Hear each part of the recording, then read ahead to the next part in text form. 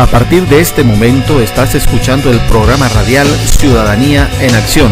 Es un esfuerzo de las plataformas ciudadanas y es conducido por el ingeniero Rolando Descarpontrías.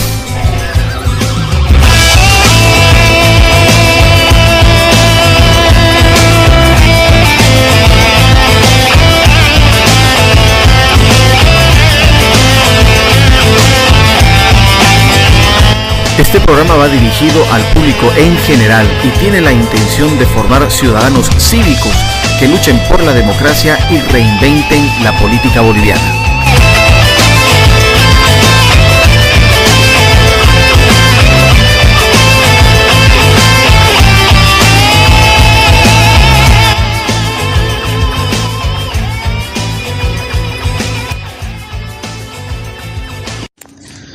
Muy buen día, estamos iniciando una nueva edición del programa radial Ciudadanía en Acción que se emite en las provincias cruceñas. Para el día de hoy vamos a tocar un tema sumamente interesante, como siempre, culturizando, compartiendo información con la gente que nos escucha. Y para hoy día nuestro invitado es el abogado Braulio Espinosa. Querido Braulio, bienvenido a Ciudadanía en Acción. Muchas gracias. Para mí es una satisfacción de que este programa prestigioso me dé la oportunidad para dirigirme a todos los amigos de la audiencia de este prestigioso medio. Querido Braulio, estamos en tiempos que exigen mucho análisis en el tema político, en el tema ciudadano.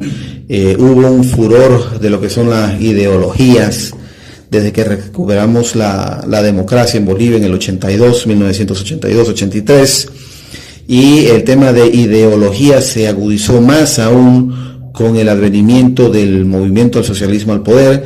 Entonces, para iniciar, si te parece, quisiéramos que nos ilustres un poquito en lo que es la definición de las ideologías. ¿Cuál es la definición de ideología? Bien, las ideologías son un conjunto de ideas ordenadas y sistematizadas que orientan la conducta del hombre, pero en el aspecto colectivo, para conseguir fines determinados y objetivos, para dar soluciones a sus problemas inmanentes en un primer momento, porque había una ideología natural, y luego esta ideología natural, con el paso del tiempo, eso se da entre el tránsito entre el sedentarismo, el nomadismo al sedentarismo, aparece la ideología política, cuando ya se incorporan unos conceptos como el de nosotros y el ellos, por cuestión de la guerra, ¿no? La propiedad, la nación y el Estado.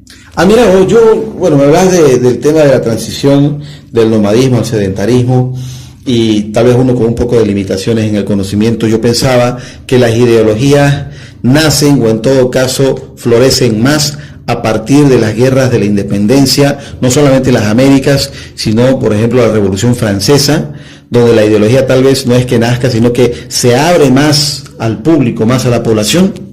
Sí, el asunto es que cuando se da el proceso de la Revolución Francesa, tenemos, el hombre se guió por el misticismo. Si usted se da cuenta, desde la época antigua viene a desembocar el dominio de las religiones, especialmente de la religión, de la filosofía, sobre el pensamiento del ser humano. Entonces esto viene y acaba en la Revolución Francesa. En la Revolución Francesa es donde verdaderamente ya se acuña el término ideología. Esto no quiere decir que la ideología no haya existido, sino de que, como dice Petit, que todo ente existe en el mundo cuando se le pone nombre, por más que tenga una existencia ya real. Entonces, en ese momento es Gramsci que le da el nombre de Tracy, el que le da el nombre de ideología, en cooperación con Napoleón Bonaparte, que llamaba ideólogo a los intelectuales que cooperaban en ese momento con el proceso revolucionario de Francia.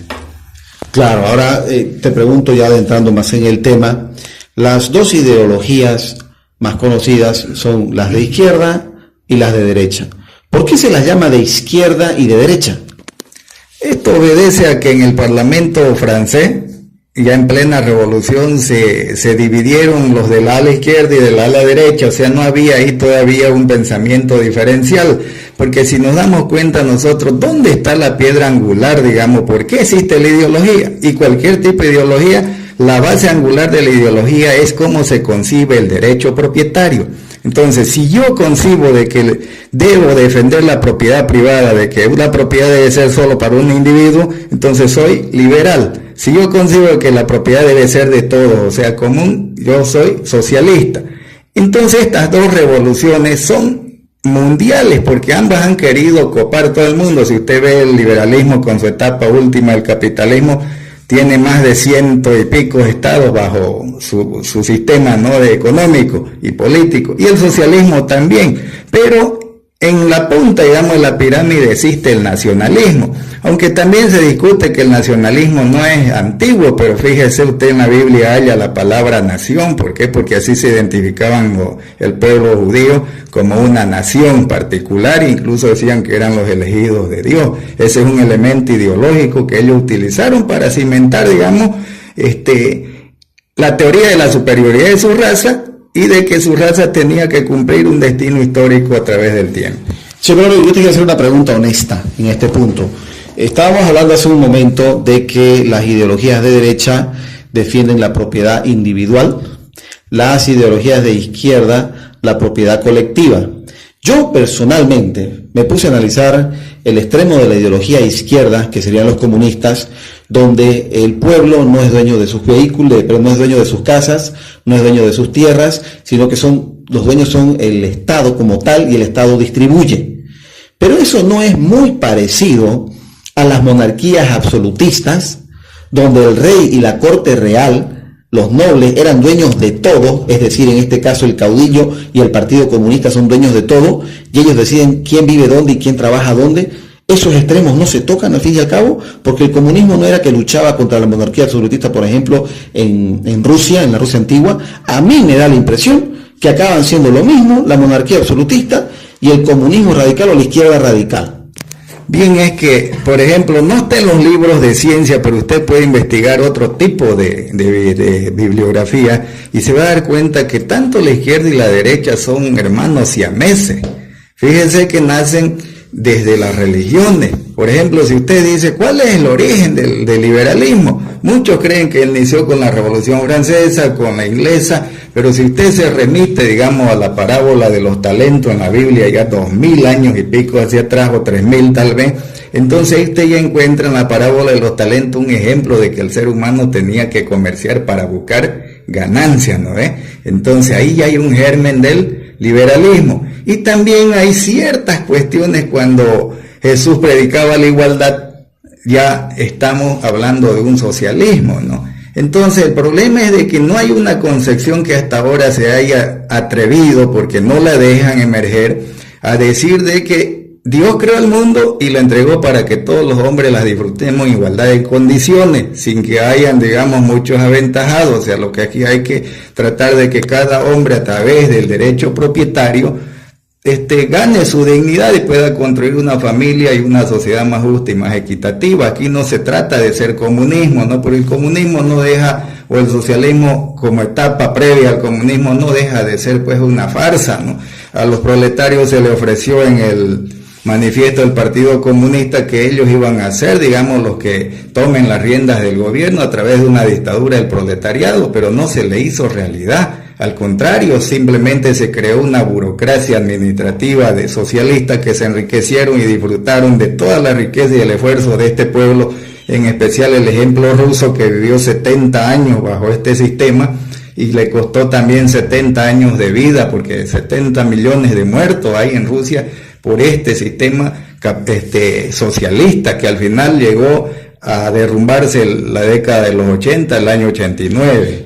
Pero es que ahí hay una razón inmensa que la gente tal vez no se da cuenta o no nos damos cuenta por falta de análisis. Vos me estás hablando de que los comunistas promulgaban lo que era la dictadura del proletariado, es decir, que el pueblo manda. Democracia significa el poder en el pueblo, y es ejerciendo el voto, con la gran diferencia que en el comunismo solamente podés votar por el candidato del partido único, es decir, solamente podés o votar o no votar. Pero no importa, con los que votaron por él igual va a gobernar. En cambio, en la democracia tenés diversidad de partidos políticos, de corrientes políticas, podés elegir con quien vos más te identifiques. Pero bueno, volvamos a lo que ha sido Latinoamérica, específicamente Bolivia. ¿Cómo has visto vos, cómo has analizado la evolución de las ideologías, yo la identifico en las siguientes etapas, ¿no?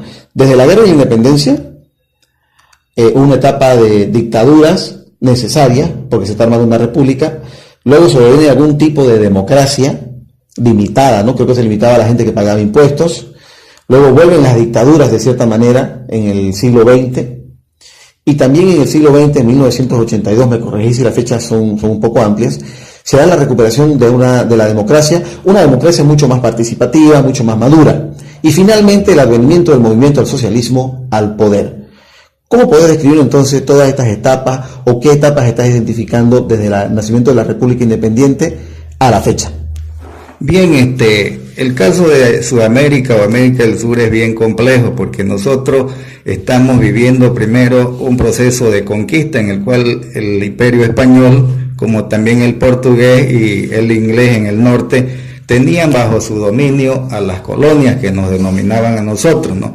Pero pasados los siglos, se llega un momento de que hay este proceso de revolución en Francia, y América del Sur ingresa a este proceso, ¿no? ¿Por qué? Porque aquí se trató de penetrar a todas las universidades que había en Sudamérica, trayendo manuscritos o escritos, no para ideologizar a la élite, porque fue la élite que hizo el cambio, porque la revolución liberal la hizo la burguesía, no fueron los proletarios. Entonces Bolivia prácticamente nace a la vida independiente y republicana ya bajo el signo del sistema liberal de economía. Ah, mira vos, está bien. Se da el sistema liberal, pero y cuando vuelven ya las dictaduras, porque hubo un periodo de democracia, pero en el siglo XX vuelven las dictaduras, empezando el siglo XX de hecho, ¿no? ¿Qué ideología se da en esa etapa? ¿Qué ideología manejan las dictaduras militares a inicios del siglo XX? Ya, es que el liberalismo puede comulgar, digamos, con cualquier tipo, ya sea de dictadura, sea nacionalismo, sea una oligarquía. El liberalismo puede comulgar con ella siempre que le den libertad de comercio, libertad de empresa, libertad de adquirir propiedades. Entonces, todo lo que es libertad, o sea, el liberalismo viene de libertad para tratar de buscar la subsistencia y el desarrollo de los pueblos. Entonces Bolivia ya nace dentro del sistema liberal, luego con las dictaduras, con los gobiernos de facto, con los gobiernos militares. Bolivia sigue bajo ese régimen hasta que llega, digamos, el momento de que resulta que en Chile se realiza la Cuarta Internacional Socialista y de Chile se penetra a Bolivia a través de los centros mineros. Por eso es que usted va a ver la diferencia de que el poblador de Occidente, especialmente los que trabajan en las minas, los sindicalizados, son más ideologizados que nosotros los del Oriente Boliviano, porque ellos tienen esa herencia de la escuela de la Cuarta Internacional y sus maestros fueron los chilenos.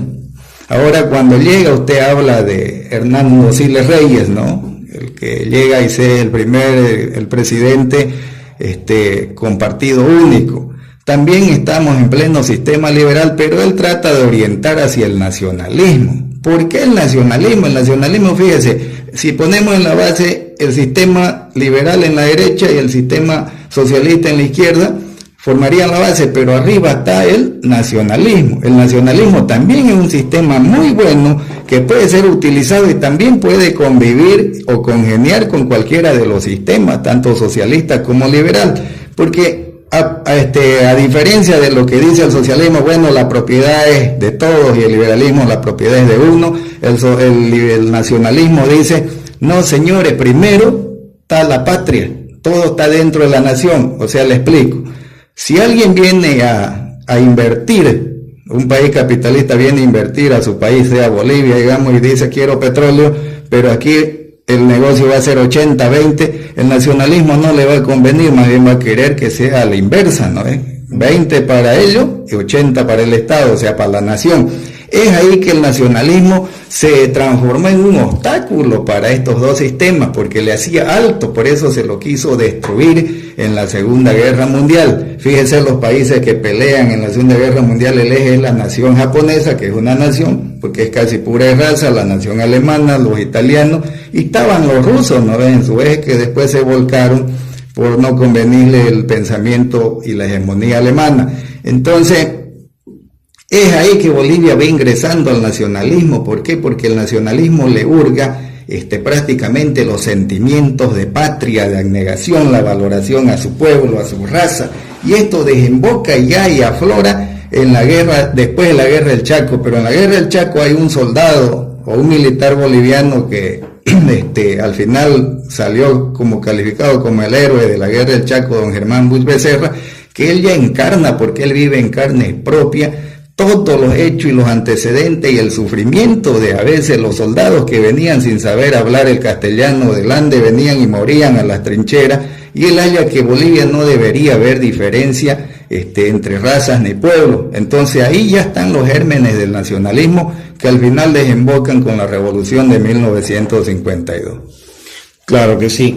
Me parece interesante el nacionalismo, la verdad. Me imagino que hay diferentes vertientes. Yo te pregunto, en las ideologías de izquierda y de derecha, ¿cuáles son las más conocidas de izquierda y cuáles son las más conocidas de derecha en la actualidad? Es que, o sea, si nosotros hablamos, el socialismo es general. Todas las demás ramificaciones le pueden poner nacionalismo chino, o diré socialismo chino, socialismo cubano, socialismo, porque la adecuan simplemente a su realidad. Pero el socialismo tiene un marco referencial que es el mismo, de que la propiedad debe ser común. Entonces, el socialismo es único, solo que tiene derivaciones como si fuera una raíz principal, donde salen y derivan varias raíces pequeñas, ¿no? Igual sucede con el liberalismo, que siempre son adecuados a la realidad de los países. Por eso es que se presta, digamos, a muchas confusiones. Entonces, las ideologías generales, en este caso las políticas, serían para mí tres. Sería el liberalismo, el socialismo, el nacionalismo. Aunque fíjese, surgió también una tendencia de la socialdemocracia, que en Europa es la que ahorita domina y es la que ha conseguido más logros en la nivelación o la reducción de las diferencias económicas entre ciudadanos. Entonces, pero esta es una mezcla, es ecléctica, porque se sacó elementos del capitalismo, del liberalismo, y se sacó elementos del socialismo, y le dio más resultado que cualquier estado liberal y socialista. Pero ¿por qué en Europa se dan estas cosas? Porque yo he visto aquí que este señor Paxi estaba con un movimiento que se llama Tercer Sistema, que prácticamente está orientado, digamos, a la socialdemocracia. Pero la socialdemocracia tiene un elemento necesario que se debe contar. Este sistema puede resultar en las sociedades donde todas son casi culto, donde ya hay simetría cultural, no hay esos picos, esa simetría, esa diferencia. Entonces, en Bolivia no da ese sistema, es por eso de que acá es necesario todavía apelar a un nacionalismo. Me estás hablando, querido Braulio, entonces de que no aplicaría en Bolivia o en determinados países del tercer mundo por las diferencias en la calidad o acceso a la educación que tienen las poblaciones. Podemos decir ¿cómo se llama? Al desarrollo humano, ¿no? Claro. Al desarrollo humano, o sea, porque aquí no hay, digamos, igualdad de ¿cómo podemos decir? De culturización. No hay igualdad de ingreso, todo eso se debe contar en el desarrollo humano. Entonces, estos países de Sudamérica no han logrado un desarrollo humano que estandarice y nos ponga a un nivel donde se pueda, digamos, asimilar una ideología política como la socialdemocracia, que ya es más tolerante, es más abierta, es más racional. Vos me estás hablando de socialdemocracia y países socialistas eficientes que yo conozca, en Europa, por ejemplo, Finlandia, Suecia, Noruega, Alemania. Sí, son socialdemócratas. Yo sé que Alemania es también un país federal. ¿El federalismo es un asiento, una base necesaria para la socialdemocracia o no? Cuando se habla de federalismo, nosotros entramos ya en una forma de cómo se divide el poder en forma territorial para la mayor o mejor administración. O sea, es también un conjunto de ideas, una ideología, digamos, particular, que trata de que el Estado central se desdoble en sus departamentos, en sus regiones, y ponga un gobernador, ya sea que sea federal o autónomo, el cual representa o hace las veces que el Estado no puede hacer. Aquí se da el principio de que más se puede administrar de cerca que de lejos, ¿no? Entonces Bolivia está preparado para un federalismo, solo que este proceso tendría que ser sumamente publicitado y discutido entre las regiones. Por ejemplo, mire, antecedentes de que en Bolivia hubo federalismo es Potosí. Potosí en el tiempo de la minería, antes, cuando ellos eran el departamento que más producía para el erario nacional, se declaró federal. Santa Cruz también tuvo su momento con la Revolución de los Domingos, en 1901 por ahí, o 1900, sí. Entonces, fue autónomo por 3 semanas y se estaba dando banco. Y son fenómenos que se han dado. ¿Por qué? Porque el gobierno central no ha cumplido, los ha desatendido, solo le ha sacado su riqueza, pero no le ha devuelto su riqueza y ha dispuesto discrecionalmente, frustrando a estas regiones para que tengan un desarrollo. Entonces, Potosí no recibía lo que merecía, entonces se declaró federal. Y Santa Cruz, cuando sube el señor Aniceto Arce como presidente, él antes Santa Cruz solo le vendía a la República de Bolivia, o diré al mercado boliviano, que era su mercado interno, eran las minas, solo le vendía chancaca, cuero, tocuyo, es una tela, ¿no es? Sí. Jabón y unos productos y fruta, caña, todo eso. Entonces, este señor Aniceto Arce, traicionando al país, firma con los chilenos un convenio para que Chile le provea de todo el material para las minas y lo deja a Santa Cruz a un lado. Entonces lo frustra a los dueños de Santa Cruz. Por eso de que se revela en esta zona los coroneles Domingo Ávila y Domingo Ardaya, eso que se llama la Revolución de los Domingos. Yo te tengo una pregunta, nos vamos quedando corto de tiempo. Quisiera que me resumas tu respuesta a lo siguiente. Más allá de la manipulación de izquierda y derecha, políticos de izquierda, políticos de derecha, para provocar un divisionismo entre Oriente y Occidente, porque dicen así, no, divide y vencerás, yo identifico las siguientes áreas: los llanos, los valles y la zona andina. Y me parece que la zona de los valles es la que tiene menos diferencia en desarrollo cultural y económico. Tenés Cochabamba, Sucre, Tarija. Si vos te vas a los llanos, la diferencia, por ejemplo, entre Santa Cruz versus Beni y Pando es inmensa. La diferencia en los Andes, entre La Paz, comparado con Oruro y Potosí, es inmensa. Entonces, entendiendo estas diferencias económicas, sociales, culturales, ¿cuál sería la ideología más adecuada para encaminar a una nación unificada en su diversidad? Bien, ya he visto que de nuevo se ha puesto en boga la palabra federalismo. He visto que hay gente que se está adelantando con su propuesta Bolivia Federal. Eso no sería tan descabellado, pero hay una resistencia bárbara en el centralismo. Usted, especialmente del Departamento de La Paz, que monopoliza todo el poder. Entonces el poder político, el poder económico, el poder militar, el poder social, todo lo está concentrando La Paz en este momento. Entonces, si usted ve por qué se desarrolla Santa Cruz más que los otros departamentos, primero, si se desarrolla más que Beni y Pando es por lo siguiente, porque Santa Cruz desde su fundación tiene una ubicación privilegiada. Nosotros hemos sido el contacto entre San Pablo o Río de Janeiro, Santa Cruz, Lima, San Pablo, Río de Janeiro, Santa Cruz, Buenos Aires, Santa Cruz, Santiago. Entonces somos una tierra de contacto. Aparte de que nuestras tierras son fértiles y este departamento o esta zona tiene agua por donde usted le mire, y donde no hay agua pues casi uno no se puede desarrollar. Ahora el Beni quedó aislado, no ha sido, digamos, no está vertebrado física ni geográficamente con nosotros porque no hay vías de acceso allá y son zonas especiales, ¿no? Ahora, Occidente, ¿por qué el Occidente, a pesar de haber explotado la mina y tener recursos minerales más valiosos y ricos que nosotros, por qué todavía sigue en ese estado de su desarrollo? Primero, porque allá no se siembra la riqueza, allá se extrae. Usted extrae el estaño, extrae el litio, extrae el petróleo, diré el oro, pero no lo vuelve a sembrar. Entonces, en cambio en Santa Cruz usted lo siembra, usted hace agricultura, cría ganado, entonces lo siembra, esa riqueza es permanente. Entonces por eso es que nosotros tenemos ese asunto de que nos hemos desarrollado más, porque le hemos echado a la industria, a la agroindustria. Y fíjese, si Bolivia quiere sobrevivir de aquí para adelante, nosotros todavía tenemos una gran reserva de riqueza en Bolivia, que es el litio. Entonces el litio no lo estamos sabiendo aprovechar. Nos queda un minuto de programa, querido Braulio. La pregunta del millón: en el gobierno del movimiento del socialismo, ¿hubo alguna ideología al inicio? ¿La ejecutaron? ¿Qué sucedió con su ideología? Bien, el movimiento al socialismo vamos a interpretar lo que es un combo, es un agregado de múltiples formas de pensar. Ahí hay anarquistas, hay traidores a la patria, hay socialistas, hay trotskistas, hay liberales, hay derechistas.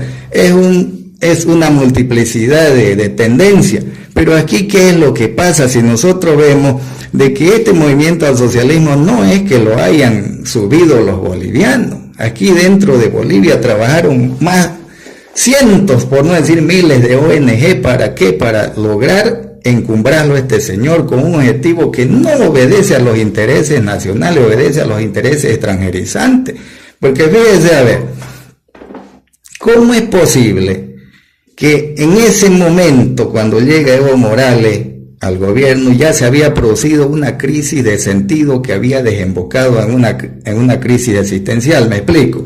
Una crisis de sentido, y es el último punto en proceso ideológico para reclamar el cambio del poder o realizar la revolución. Entonces, pero fíjese, ¿por qué el movimiento al socialismo no llegó por la fuerza al gobierno? ¿Será porque ellos no quisieron? Si ellos ya estaban en la Plaza Murillo con Felipe Quispe, mientras Evo Morales estaba en Suiza arrodillado a la masonería, jurándole fidelidad para cumplir sus designios dentro del país.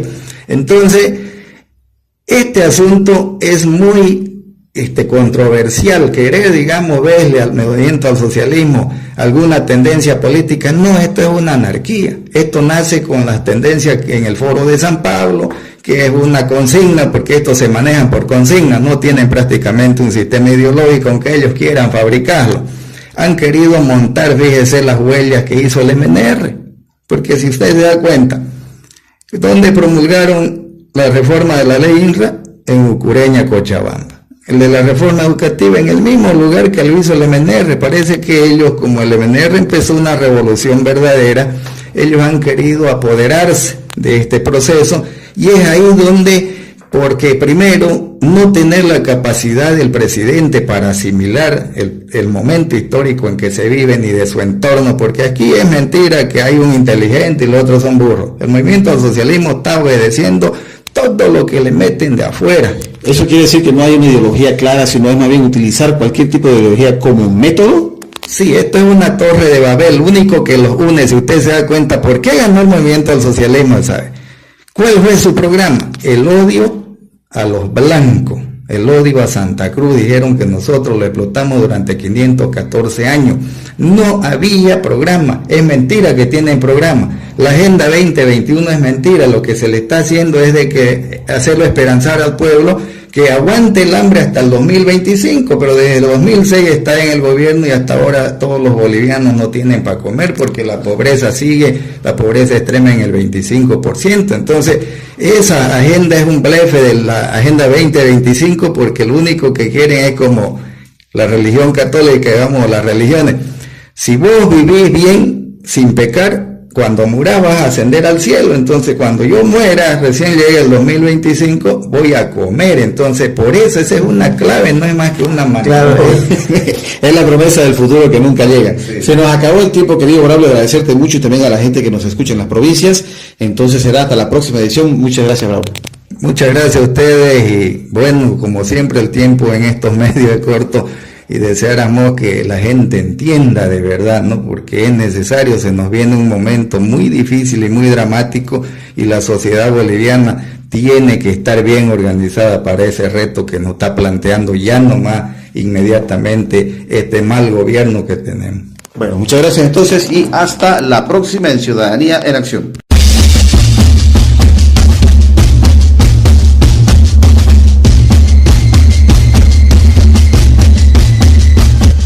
La libertad sin democracia no existe y la democracia sin un pueblo educado es imposible. Haz respetar tu voto.